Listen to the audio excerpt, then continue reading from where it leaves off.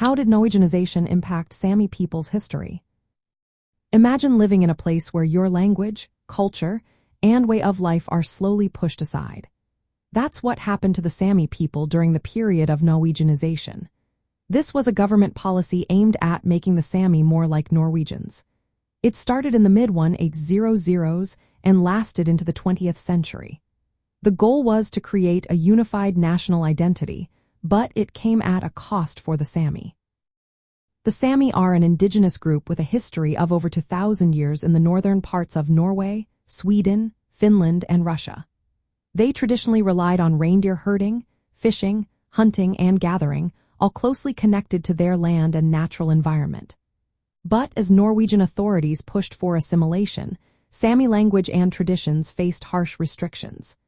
Schools began to ban Sami language, replacing it with Norwegian. Sami children were often punished for speaking their native tongue.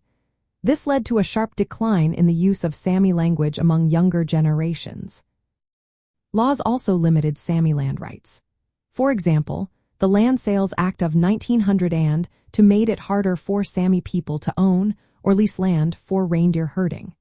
This disrupted their traditional livelihoods and made it difficult to maintain their way of life. The government also promoted Norwegian agriculture and industry, which often meant confiscating Sami lands and pushing them into new economic roles. Cultural pressure was intense. Sami people were encouraged to abandon their identity and adopt Norwegian customs. Many faced discrimination and were told their culture was inferior. This created divisions within Sami communities and caused many to hide their heritage to avoid persecution. During World War II, many Sami communities suffered destruction from military actions, which erased physical traces of their culture and history. After the war, the situation slowly improved. By the late 20th century, Norway started to recognize Sami rights more clearly. Since 1997, the Norwegian constitution has protected Sami language and culture. In 2004, laws were passed to support Sami language and legal traditions.